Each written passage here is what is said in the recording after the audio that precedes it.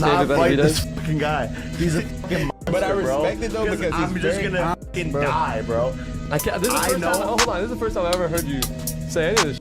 I know my boundary. Jake Paul is feeling the pressure as Anthony Joshua ramps up intense training for his upcoming fight.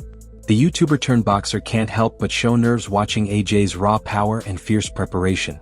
Rumors of a showdown between Jake Paul and Anthony Joshua have quickly turned into serious speculation. Jake Paul's manager here last week and he's open to the fight. Any developments on that? Lots. I mean, you know, this bizarre world that we live in, I think Jake Paul is absolutely the front runner to fight Anthony Joshua next. I'm here in New York for meetings about that fight. There's an open dialogue between myself and Nikisa, an MVP. I don't know what to tell you, Bridgie, other than it's mental. I mean, I can't sit here and tell you this is a 50-50 matchup. The whole thing is bizarre. I think it's extremely dangerous for Jake Paul. You know, I've got the general feedback is the boxing world saying, please, AJ, go in and evaporate this young man from the boxing world so we can all get on as normal. You've got Jake Paul fans thinking bizarrely they can beat Anthony Joshua. And the most bizarre thing out of everything is that Jake Paul genuinely believes he will beat Anthony Joshua.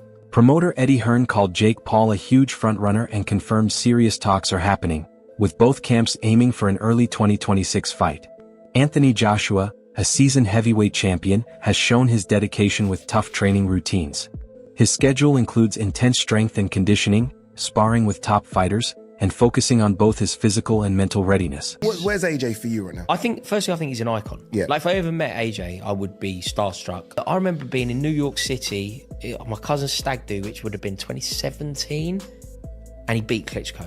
Yeah. And it was like, I mean, the bar erupted. It was amazing, right? That was Peak AJ. History will be kind to AJ, I think, in terms of where he ranks. History will be kind if he doesn't lose a couple more big ones. Because I know everyone's just got microwave memories where they just remember now. Like, he's nowhere near to say Lennox Lewis, is he? No.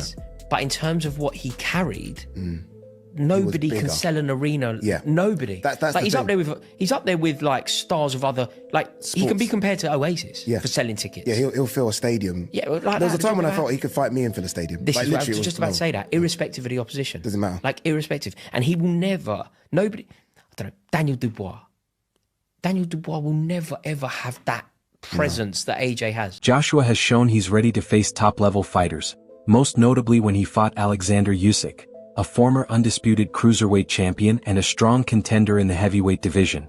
Their first fight in September 2021 at Tottenham Hotspur Stadium ended with Usyk winning by unanimous decision, using better technique and accuracy to outscore Joshua. Once the belts were finally out of my possession, which I was expecting to win, it just kind of tore me apart. And that's raw emotion live on your screen.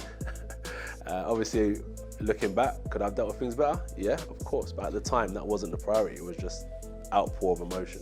There are so many athletes we're seeing across gymnastics, cricket, rugby and football that have taken time out of their sport to deal with their mental health before coming back in. Did you at any point in that period think, I need to take an extended break away from boxing before coming back in? It wasn't the fact I needed to take a break. You know what it was? I actually watched a lot of like fighters, they've taken time out of the game for those reasons as well. And I think, okay, if they've done it, I should be doing it. But I got to look at myself as an individual. And what it is, I feel like if I take time out, I'm letting everyone catch up. And I want to be ahead of the game. While Paul has shown good athleticism and work ethic, his ring experience doesn't compare to seasoned pros like Joshua. Paul's training, though intense, has mainly focused on building stamina and sharpening basic boxing skills. You're a Jake Paul fighter? No. Still not? Wow, really? We also like punch each other and like elbow, like he was on the ground, I was like kneeing him in the face. Like. So you get fighting your sibling to a whole nother level. Training wrestling is so hard. Yeah. Dana has always been close to my family because of my dad. Then he's like texting Daniel Cormier and like, hey, like, Bellew needs to go to college, where should you go? I was literally cage side sitting next to Nana. The arena, like I literally like get goosebumps sometimes, like thinking of it. I've never heard an arena so loud. Like my last fight, I broke the girl's arm in the first round, like minute something. Complete snap, like ripped every ligament in her elbow.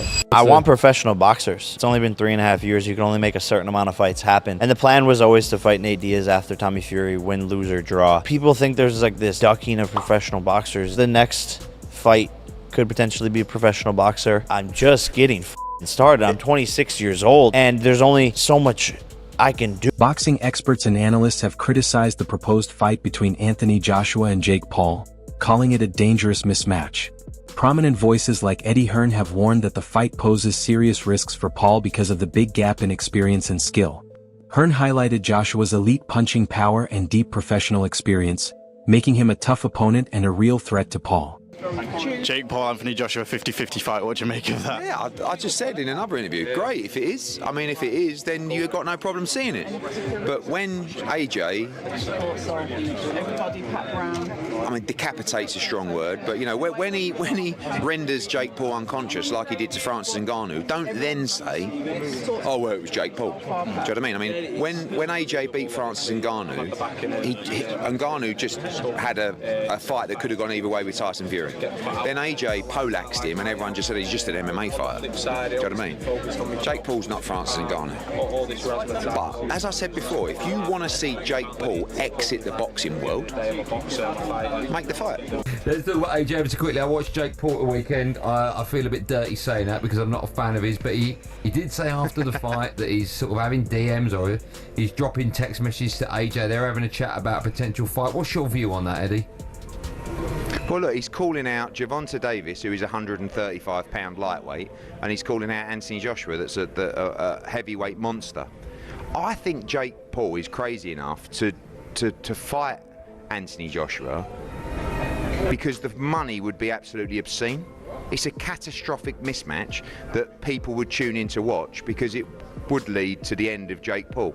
Hopefully not literally, but it's that dangerous that, you know, it's a fight that I don't think should really happen, if I'm honest. I would say about Jake Paul, and I've said this in a couple of interviews today, I do think you start after giving him a margin of respect. You know, I think this guy is going through the motions, he's putting the hard spars in. He just went 10 rounds with, yes, a washed up fighter, but a former world champion that did train for that fight. But they're very clever in terms of the opponents that they pick. They're not going to gamble unless the money's out of control. And it wouldn't surprise me if Jake Paul wanted to move forward with an Anthony Joshua fight. Honestly, AJ's coming tonight. He's not exactly looking at Jake Paul going, oh, that's my dream opponent. No. Would he go in there and give him a hiding for, you know, a massive chunk of money? Probably. I'd be saying, yeah, go on. I'd like to see it. The talk of a possible fight between Anthony Joshua and Jake Paul has boxing experts up in arms, calling it reckless, foolish, and extreme. Analysts say the big gap in experience and power isn't just risky, it's almost irresponsible.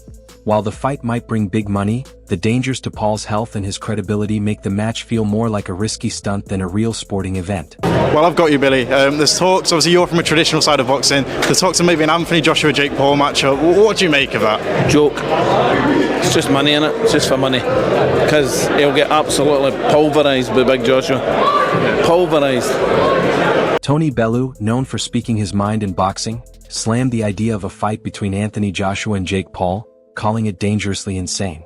He expressed serious worries about the huge difference in size and experience, saying it feels more like a show than a real challenge.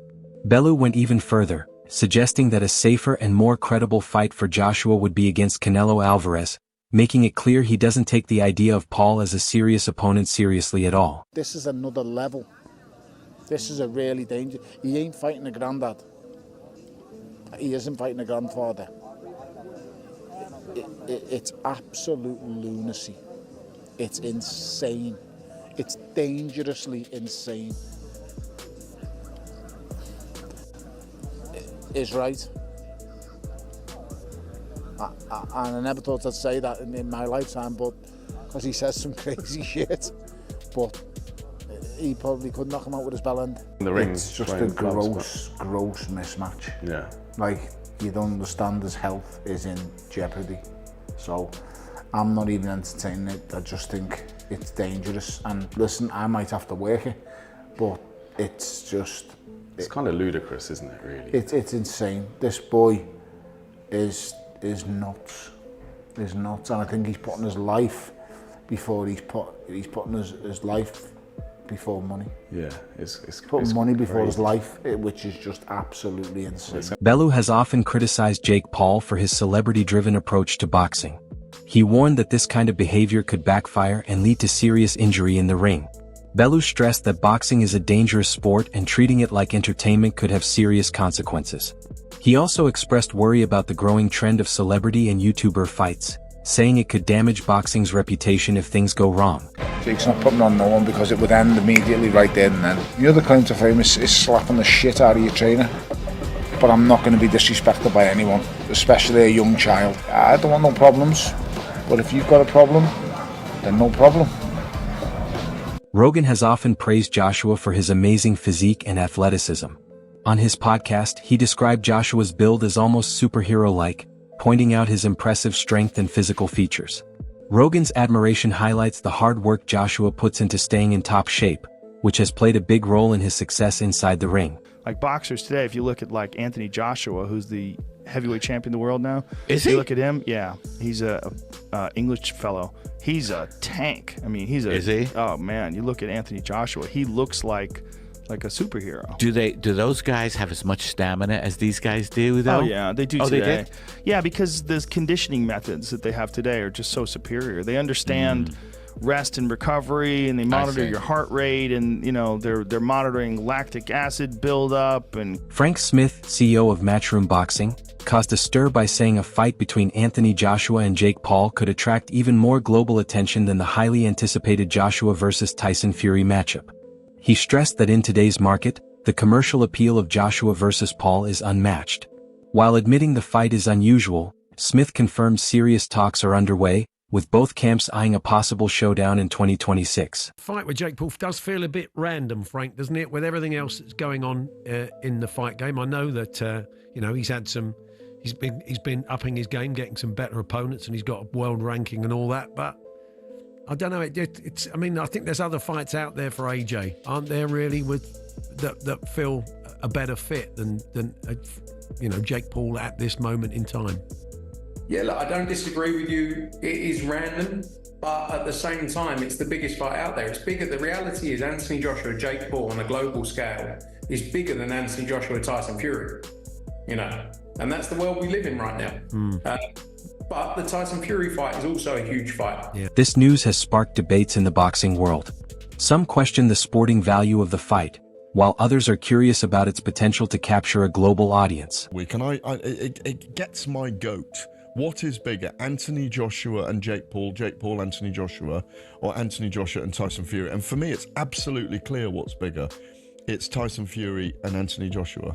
Jake Paul and Anthony Joshua, I think, you might throw to some Frank Smith comments in a minute, but Matchroom's Frank Smith, but that fight between Jake Paul and Anthony Joshua should not get in the way of Fury and Joshua, really, in my view. It's an absolute joke. It shouldn't be sanctioned. I really don't believe it should be sanctioned. I have a sneaking suspicion that it would be a very big fight. But the biggest thing is us rubbernecking to actually see if they do get to the point where they step in the ring together. Because Jake Paul's an area level fighter, a British area level fighter, and Anthony Joshua is still a killer and a live heavyweight. That should not be sanctioned anywhere in the world, in my view. It's dangerous, mate. Very dangerous. It brings the sport into disrepute. Bellew, the UFC interim heavyweight champion, openly spoke about why many fighters are interested in facing Jake Paul, pointing mainly to the big financial rewards. In a recent interview, Aspinall admitted that the large paychecks from fighting Paul are a major reason fighters are drawn to these matches. Greatest of all time in boxing. Boxing? Heavyweight. Me. I agree. I mean, do you get upset when they start throwing other names? Listen, all right, I'm not being egotistical, okay? They said they know. If you put up some statistics or something, ask the world. Not one guy, 10 guys, ask the world. Watching Netflix on Friday night, Jake Paul, Mike Tyson? Yes, I was. But what did I make of it? I think commercially and a business sense, I thought it was absolutely fantastic. Both men made a ton of money. So best luck to them, congratulations. As far as the boxing fight, it wasn't a fight, it was a tip and tap, don't hit me, I won't hit you. Circle the ring a little bit, make it look good. That's all it was. So I don't really make too much of it. Jake Paul's habit of calling out legendary fighters has annoyed many boxing fans. Critics say Paul isn't a serious boxer and that his challenges are more about grabbing attention than proving himself in the sport. Paul has also expressed interest in fighting Tank Davis, but there's a big weight gap between them. Davis fights at lightweight, while Paul competes in a much heavier division. If Paul wants to face Davis, he'd have to lose a lot of weight, which might make it harder for him to move back up in size to fight Joshua later on. This versus Jake Paul exhibition match was going to take place after the Lamont Roach fight, until Tank drew with Roach, leading to a rematch. Now, I'm going to say the unpopular opinion here, but the size difference would have been way too much. I mean, even if Tank brought Jake down to 190 or 200 pounds, he would have still been way too big. I mean, no matter how good a lightweight is, they would have almost no chance against a cruiserweight or heavyweight ranked top 200 in his division. And I'm sure people are going to bring up Floyd Mayweather versus Logan Paul, but Logan is just not a good boxer relative to Jake. You know, Jake's been training for a couple years, he's had over 10 pro fights, and Mayweather was also junior middleweight in this fight, not a lightweight like Tank. But that being said, I'm glad Tank and Jake isn't happening. You know, it would have been a fun spectacle, but I'm not the biggest fan of the exhibition stuff. And instead now Tank and Roach will be rematching in June.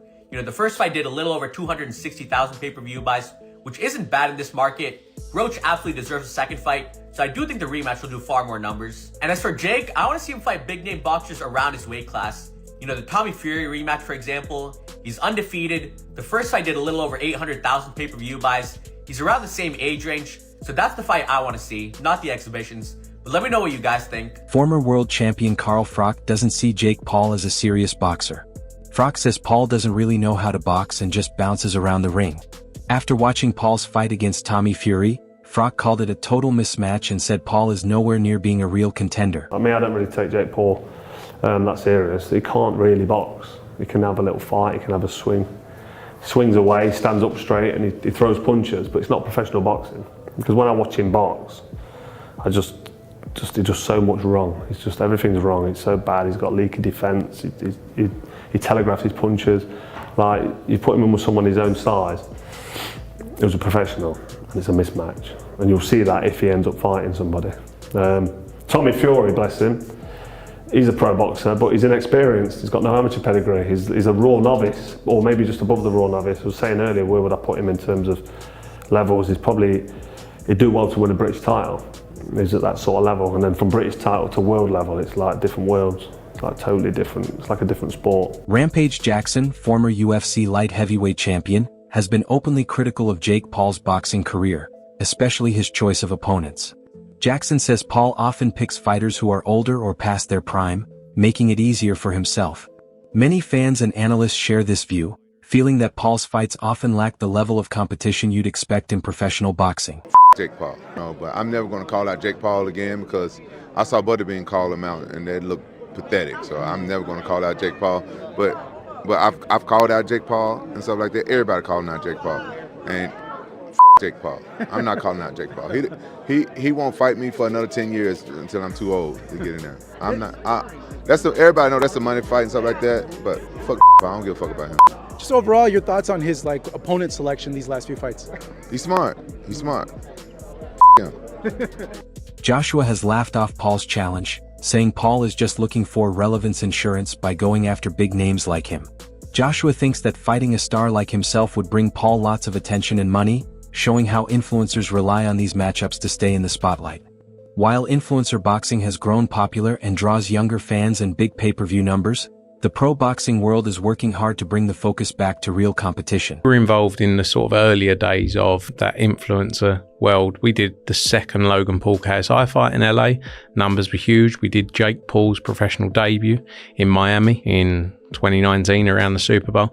And then I think we made a decision to move away from it because I think the focus of our business was we got to just keep focused on professional boxing. Maybe in 10 years we'll look back and go, crazy, should have kept on doing it. What do you think? Is Jake Paul taking on more than he can handle? Share your thoughts in the comments below.